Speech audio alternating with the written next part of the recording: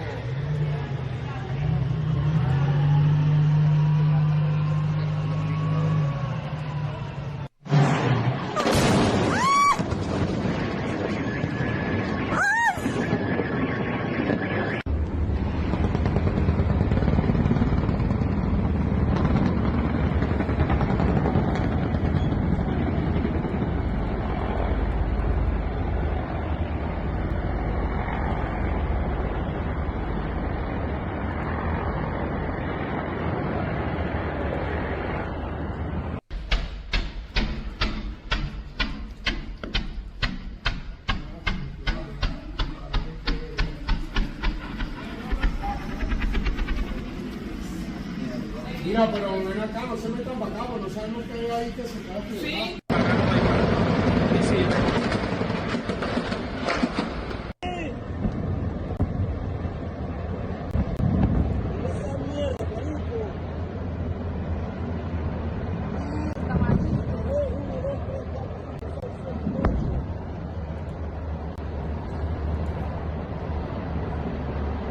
Mamá huevo, qué locura. Mosca ahí. Mira esa mierda, explotaron allá toda esa mierda porque tú no estás explotando.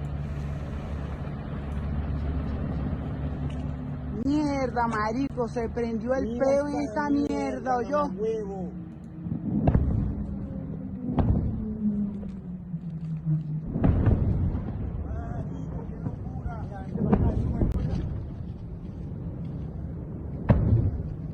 Marico, llegamos a tiempo a la casa, ¿oyó?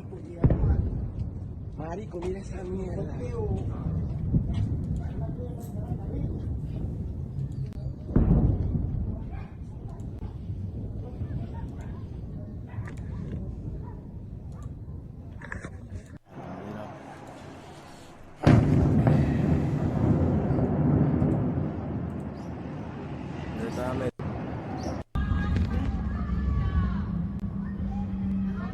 Mira allá, mira lo quemado.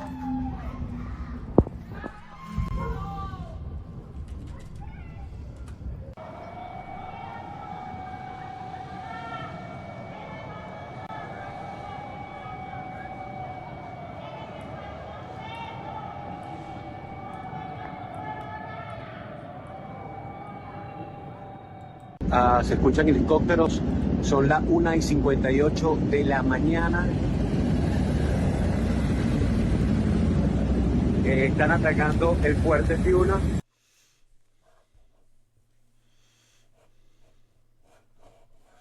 So far, Fox News and CBS News have reported that these are U.S. airstrikes.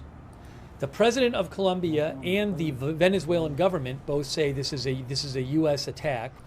Breaking news: Reuters also now reporting that the U.S. is carrying out strikes in Venezuela. A U.S. official says. So Reuters is now reporting it as well. Idris Ali of Reuters says a U.S. official says the U.S. is carrying out strikes in. Yeah, it's shock and awe, but it's going to be a way more. In Caracas, that people are very familiar with going and being like sort of stockpiling. It's going to be way more like theatrical than they can afford. To be very honest, there was a Chinese vessel in they sort of Venezuelan sea. Without knowing So what's actually going to happen. This will be a massive earlier we were global speaking escalation. to Chief Foreign Correspondent Richard Engel for NBC News, who said his sources didn't say exactly, but Is it not 5 years to the day since the assassination of Salmani? Alleged strikes. Richard Engels said that he believed that there was a strong indication that this was a coordinated attack. And of course, we did hear in the last, I would say, hour from the government of Venezuela strongly condemning this and pointing to the United States, even though we have not received confirmation about these explosions, whether or not this was an operation that was carried out by the United States. What is your reaction to the Venezuelan government's statement they put out? And has your family heard that? Have they had any reaction to that? No, the only thing that they've heard is that American news is late because BBC has already reported that it's true. Yeah, 6 years to the day. 6 years to the day. In the civilian and military areas of the city of Caracas, the capital of the Republic, and the states of Miranda, Aragua and La Guaira. This act constitutes a flagrant violation of the Charter of the United Nations, particularly Articles 1 and 2, which enshrine respect for sovereignty, the legal equality of states, and the prohibition of the use of force. It goes on to say, such aggression threatens international peace and stability, specifically in Latin America and the Caribbean, and places the lives of millions of people at serious risk. It adds, the objective of this attack is none other than to seize Venezuela's strategic resources, particularly its oil and minerals, attempting to break the nation's political independence by force. It says they will not succeed. After more than 200 years of independence, the people and their legitimate government remain steadfast in defending sovereignty and the inalienable right to determine their own destiny.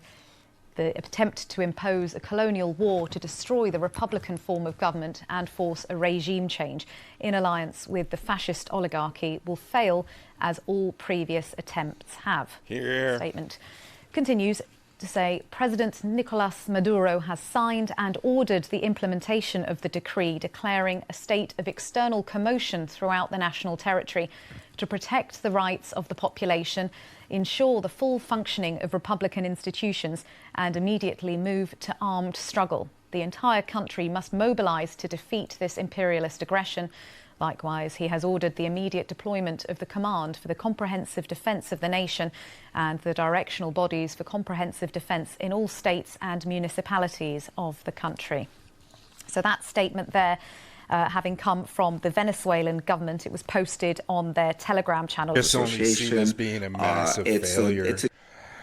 I don't think they have the horses to do this. They can do brunt violence to a massive degree, but it's not going to be successful. There's not going to have any it's just going to tilt. It's just going to escalate the contradictions internally further. They don't have the horses to pull this off. It's going to be a blatant a blatant overreach. It's just going to be blatant imperial overreach where they have no more racetrack to give here. So I can't see how this is going to amount to anything but massive, almost immediate imperial boomerang blowback. Yeah, yeah. Think about how much it unraveled for Trump after what he did with the assassination of Soleimani. That's all just going to escalate even further here. Like, they're showing their hand because they have no more cards left to play. I'm shocked. I didn't think, like, because what they were doing was conscious incitement, and I thought it was going to be one of those things where, poking the bear until finally Venezuela was the one to do something officially, like, and this seems out of character as far as like a true a shrewd like operator, as far as like someone who wants to actually have success in their imperial venture. This is suicidal in my opinion. Like, there is no long-term benefit for like the actual Western imperial project here. This is all just going to blow back immediately, in my opinion. I could be wrong. I don't want to be wrong, but like this shit, this is so tired. They're not going to have the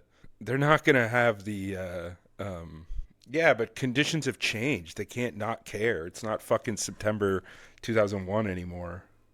So all of the reasons that the U.S. is giving, at least officially, for this aren't the type of reasons that you can give in international law to engage in a military conflict. So it is true that what the U.S. is doing is violating all the canons of international law. At this point, like, even if there are it's like also the case objections, I've said this even when it happened, like at this point, even if there are objections about the elections and things like that, who are any of these other countries to point fingers, right? Like, every other liberal democracy in the West has had massive scandals in their elections. So like how could they somehow justify military action based on fraudulent elections? It's just absurd. Like even if it was true, which I don't think it was true, but like if you just by their logic, like who are they to fucking, like, even the people who are also like the blue anon, like liberal Democrat imperialist people who think that Trump got in power because of Putin, right? Like, they're still going to use this argument about like fake elections and Maduro being a strongman banana republic leader, when it's just like, how are you holding those two things at the same time? How are you not saying that America, and this is why I don't think this is going to work, is because like even the people who would normally fall in line are not going to, and like there is no, there's no pretext for this. Usually when you go and do something like this, you go and do it after a thing that has occurred, but there's no pretext here. The Colombian leader says that the UN Security Council must address the aggression in Venezuela. Yeah, this all goes back to, like, it's literally the pretext to everything, and it's just being unraveled again. Trump killed Soleimani, and then Iran retaliated and accidentally hit that Iranian airliner that killed about 100 people, including a handful of Canadians, Ukrainian Canadians, which then that spurred the quote unquote uprising that happened in Iran in early 2020, and then it all unraveled, the pandemic, and then shortly on the heels of that is like, in that escalation is immediately what led to what was the pretext for the Russia, like the Ukraine invasion. And so this is all just unraveling. All of the stuff that was people thought was somewhat resolved with these global conflicts is now just being rehashed. Very, very not good. We know that there are many Venezuelans who would like to see regime change. Is there a risk that this military strike that we believe to be carried out under the orders of President Trump might harden their feelings towards the US? It could have the reverse effect that it's intended to, right? So, of course, the idea is that this would be sleek and surgical and sort of have the effect that the Trump administration would like. But it may not go that way. It could have the effect of hardening positions. Leader President Nicolás Maduro, who has been, along with his wife, captured and flown out of the country. This operation was done in conjunction with US law enforcement. Details to follow. There will be a news conference today at 11 a.m. at Mar-a-Lago. That just come in from President Donald Trump's social media post. And, of course, this is a significant development. I'll just repeat that to you because this is a significant development on the situation that we have been seeing in the past couple of hours. This development that President Donald Trump has posted on social media that the United States of America has successfully carried out a large-scale strike against Venezuela and its leader, President Nicolás Maduro, who has been, along with his wife, captured and flown out of the country. This operation was done in conjunction with US law enforcement. So that news breaking just in the past couple of minutes, a significant development. Let's discuss this further now with our correspondent, Will Grant, in Washington. Will, the first confirmation of this from the White House and a significant announcement. Huge news for Venezuelans, for Latin America, for Washington's relationship with the Americans. They're going to fucking Mambuho him. Fucking fuck. When the US invasion removed Manuel Noriega from power, who was also accused by Washington of being a drug trafficking president. This is at that level. If this indeed has gone the way that Donald Trump is saying it has gone, then the capture and removal from power of Nicolás Maduro and his wife, the First Lady Celia Flores, is nothing short of historic in terms of modern Latin American history. They're going to fucking him. Nicolás Maduro was the anointed successor of Hugo Chavez, the Venezuelan, the leader of the socialist revolution in Venezuela, who was thorn in Washington's side throughout his time and who came to a very early death through cancer. He chose his then foreign minister, Nicolás Maduro, to be his successor, who has proved himself to be very, very resilient in the face of pressure from Washington until, it seems, this point. And so it is extremely significant. Obviously, there is still more detail to come from that presser in Mar-a-Lago later today. But if this is, as Donald Trump has laid out on social media, that ultimately those strikes by Washington, by US military on Venezuelan military sites were part of a coordinated moment that involved the removal of Nicolás Maduro and his wife from power. We're going to be here for a bit. It really is a very, very significant moment for Donald Trump's administration, for the support that he will be able to bank on and his party will be able to bank on in Florida for years to come among the Venezuelan American community, the Cuban American community, and it could have major ramifications for countries like Cuba that depend so closely on Venezuela's oil to keep their revolution up and running. Yes, this changes everything, doesn't it, Will? And particularly that line within the statement that was posted by President Trump on social media, the line that President Maduro, along with his wife, has been captured and flown out of the country. And it suggests that it was more than airstrikes, because, of course, until now, all we knew was that it seemed to be 7 locations where airstrikes were carried out. But this suggests that it was a far more complex operation than it seemed. Absolutely. We can't know the full scale or the details of how it was done, what kind of planning would have gone on behind the scenes involving military chiefs talking to Washington, because one wonders how this may have happened, having just said that the man was very well protected by not just a sort of internal security ring, but also by his military. It has been true to this point that has kept him in power for this amount of time. In power and essentially unharmed. There have been attempts against his life, very murky ones, things of that nature. There have been major protests in which unarmed protesters have been killed by the Venezuelan armed forces. None of it has removed him from power.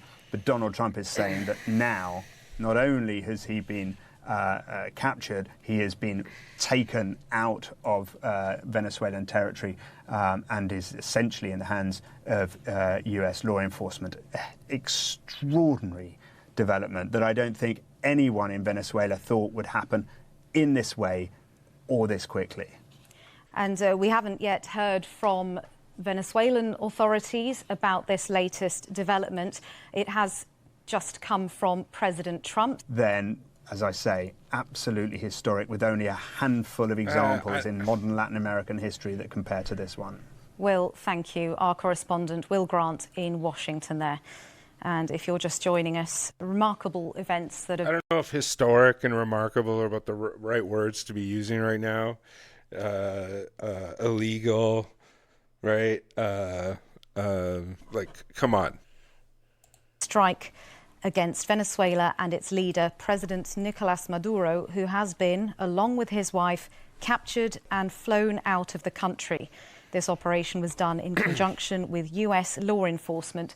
Details to follow. The military are President Maduro's greatest asset, and they have largely protected and ensured his kind of cementation in power for many years now. President Trump has alleged that Mr. Maduro heads something called the Cartel de los Soles, and that has been thought to be by many a cartel which has really got roots in the military, both former and present military officials. Now, Soles, meaning sun, is a symbol which military officials wear to show their rank. So those suns, the more suns, the larger the sun, the higher the rank. That is something that has been kind of said by the US and used as an excuse to push for more action against the same bullshit as Al Qaeda and his circle more largely. Now, this is something that the Venezuelan government has denounced, saying it doesn't even exist, and we've heard that from other countries as well. The kind of exact form, if it's true, exactly what the US says, or if it exists at all, is something that is up to debate. The truth perhaps somewhere in the middle. However, Mr. Maduro's circle is incredibly loyal. So it appears that for now, the military action has been completed. But as I just mentioned earlier, still key questions. Do U.S. forces remain on the ground? Where do things go from here? We're really in uncharted territory, and it's also unclear who led this operation. Just a few days ago, President Trump revealed himself what we know of to be the first land strike of democracies. Overwhelmingly, there are only 3 dictatorships remaining in the region, right? Those are Venezuela, Cuba, and Nicaragua. Oh, fuck you. In Venezuela, that he claimed was used by the cartels to transport drugs overseas. It was reported by CNN that it was the CIA that carried out that strike using a drone. And then Steve Ganyard has talked about why the CIA was used in that instance. It means the president doesn't need congressional authorization. Now what we're talking about here is an entirely different scale, a significant, a striking, stunning escalation. But I do think that because they have Maduro, that the U.S. has done what they've needed to do. They've neutered the Venezuelan military, and they have Maduro. And so really there's not much reason for any follow-on U.S. military action. And so the fact that the U.S. has snatched Maduro, will probably put him on trial, means that this may come to an end before it escalates. So that's an optimistic look at where we are this morning, but essentially been brought down. And so this could be it in terms of what we're going to see out of military action by the U.S. for quite a while.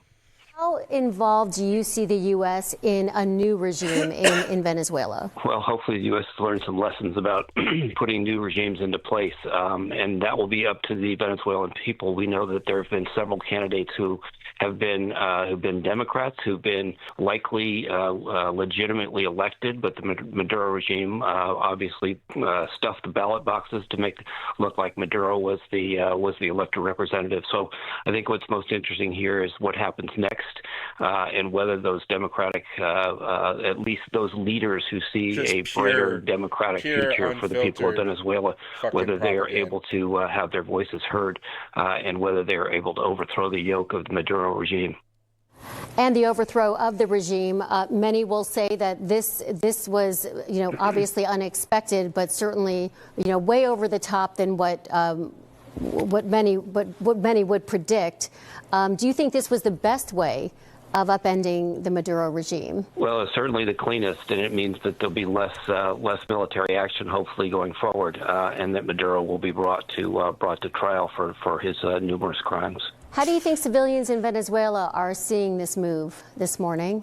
They're probably shocked. I mean, everybody, as Matt Rivers was reporting, he's talking to people in Caracas. The people in Caracas in Venezuela certainly had a feeling that something was going to happen given the degree and the size of the U.S. military buildup in the Caribbean, but they didn't know it would be this bold, this daring. I mean, this is going to be very interesting to figure out how the U.S. Special Operations Forces went in there. How did they snatch the Maduro and his wife? How did they get the intelligence? All of the rehearsals that would have had to have gone into effect. Where did those helicopters launch from? Really just a stunning, amazingly successful, as of right now, operation by U.S. Special Operations Forces. Very quickly, Stephen, what do you see the U.S. Congress saying, doing about this? Well, they're not going to be happy. I'm not seeing any reports that Congress had been notified beforehand, and part of that may be that the president wanted to maintain operational security. I mean, if you're going to put special operations forces on the ground in Venezuela and in Caracas, then operational security is absolutely essential here. And so maybe the notifications weren't done. The Congress is not going to be happy about that. But if this is the last of the military strikes, then maybe that it's all going to be a moot point. Okay, Stephen Ganyard, thanks so much for all that great analysis. Again, President Trump confirming just moments ago that the U.S. launched large-scale strikes against Venezuela and that President Maduro and his wife have been captured and flown out of Venezuela. President Trump will be holding a news conference later today, happening at 11 a.m. Eastern Time. We're going to go ahead and return you to your regular programming. About this military action, the capture of the president of Venezuela and his wife. Difficult to say. Up all night, not a question maybe necessarily asked directly, but what was the overall sense in the mood? I think you also asked him what his personal reaction was to the success of this military operation. Yeah, I mean, he sounded tired. It was around 4:30 a.m. this morning. So he sent the True Social post announcing the mission and the capture of Maduro and his wife just after 4:20, and a few minutes later I reached him by phone. He definitely sounded tired, and didn't, as we said, really want to get into any of the specifics about the mission, but was celebrating the success of it and praising the military officials who were involved in the success of it.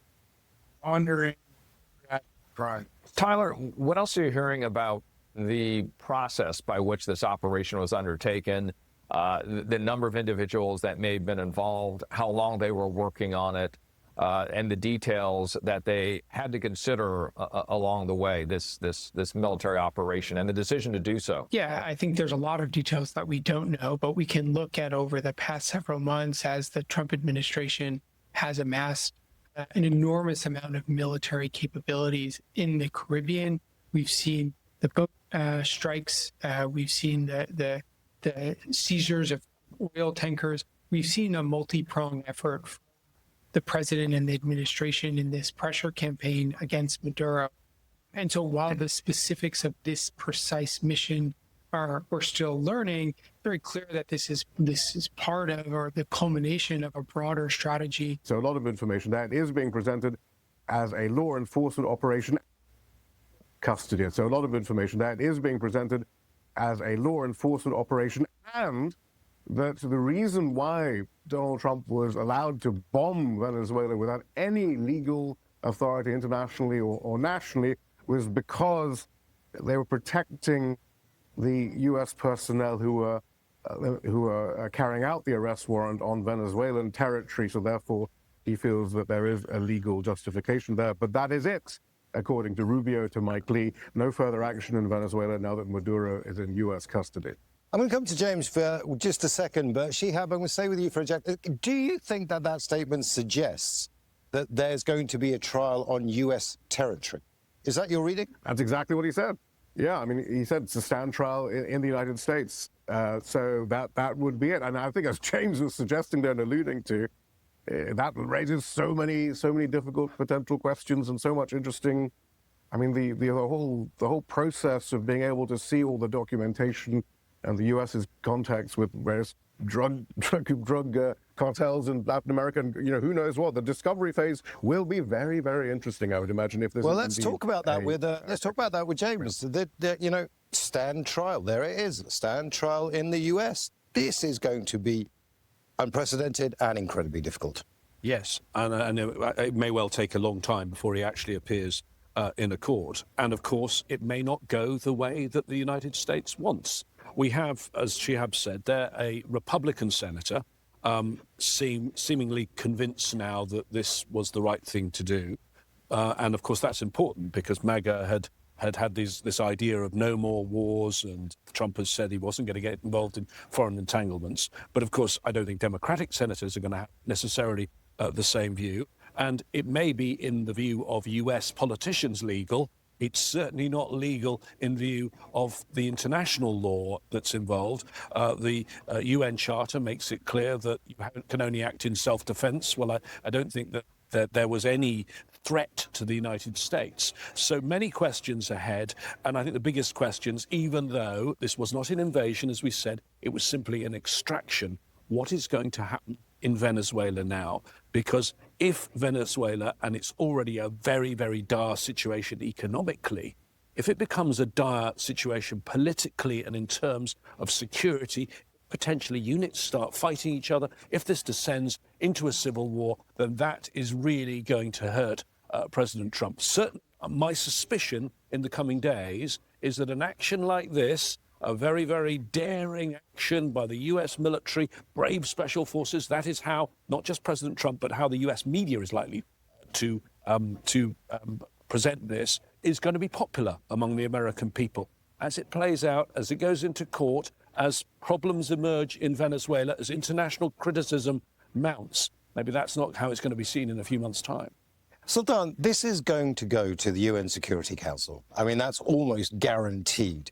Now, this is a problem for the international community because there are no rules-based order anymore. There are no norms here anymore. We were just talking about that earlier. So what does the UN do here now? And we'll come to you. I know you were the UN correspondent. We'll come to you in just a second, but I'm interested in what Sultan has to say. Well, there's very little that they can do at the moment because the United States is in the Security Council. They will veto whatever decision the rest can come to. But what is really worrying is the few months before the mobilization of the American forces into the Caribbean, under the leadership of Richard Grenell, who's the special envoy from the United States, the United States was negotiating with Maduro. They were negotiating about oil contracts. They were negotiating about the release of prisoners. They were negotiating about relief and sanctions that the United States has imposed on Maduro. And I think the way it has moved suddenly from mediation, negotiation to confrontation reminds us a little bit with what they've done in Iran. And that brings really bad reputation to the whole business of conflict resolution around political tables, including with the UN. Literally. That it appears as if that has again been used. 6 years ago today, the United States assassinated Qasem Soleimani. And 65 years ago this month, Patrice Lumumba was disappeared, transferred into the hands of his executioners, and erased from the future of his country. And today, this morning, the same exact machinery is turning again. And it's not superstition, it's not numerology. It's memory. It's institutional memory. The kind does not live. It doesn't live in like speeches or press releases, but in the doctrine of the colonial imperial project and its habits and its precedents. And this is a signal. The January 3rd. It's a demonstration date, a reminder to the periphery, a message to elites and adversaries alike who see this and see who holds the right to decide who gets to exist, govern, and resist. Yeah.